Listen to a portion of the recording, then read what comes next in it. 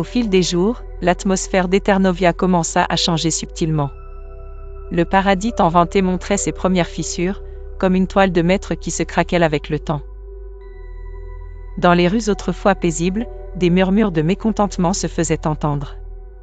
Fliona remarqua que les visages souriants se faisaient plus rares, remplacés par des expressions soucieuses et des regards fuyants. Elle surprit des conversations à voix basse, des débats animés dans les coins sombres des cafés. « J'en ai assez de changer de maison chaque semaine », se plaignait un homme corpulent à la terrasse d'un bistrot. « Je veux un endroit à moi, un vrai foyer. » Et moi, renchérissait sa voisine, je suis fatiguée de ces relations éphémères. J'aimerais construire quelque chose de durable avec quelqu'un.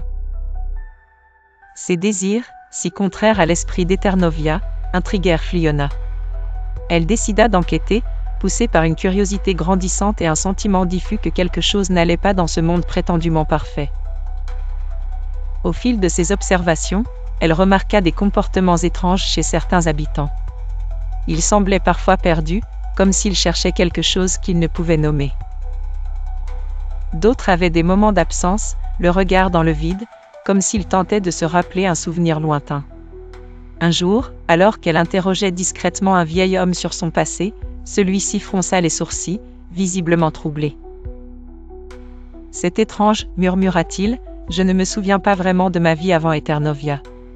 C'est comme si ma mémoire avait été effacée. » Cette révélation glaça le sang de Fliona. Combien d'autres avaient des souvenirs aussi flous? Et surtout, pourquoi? Ces investigations la menèrent un soir dans une ruelle sombre, à l'écart des artères principales. Cachée derrière un conteneur, elle surprit une conversation entre deux hommes à l'allure louche.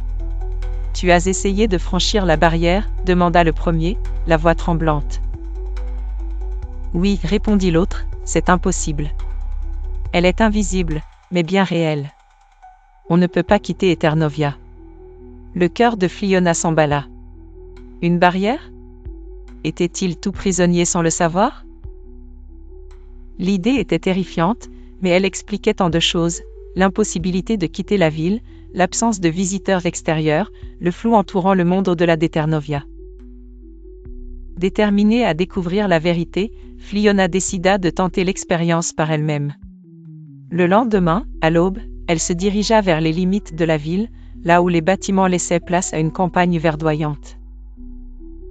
Alors qu'elle avançait, confiante, elle se heurta soudain à un obstacle invisible. Paniquée, elle tâtonna dans l'air, sentant sous ses doigts une surface lisse et froide. Elle longea cette barrière invisible, cherchant désespérément une ouverture, un point faible. C'est alors qu'elle l'aperçut. Une silhouette étrange se détachait à l'horizon, immobile, semblant l'observer. Fliona plissa les yeux, tentant de discerner les traits de cet être mystérieux.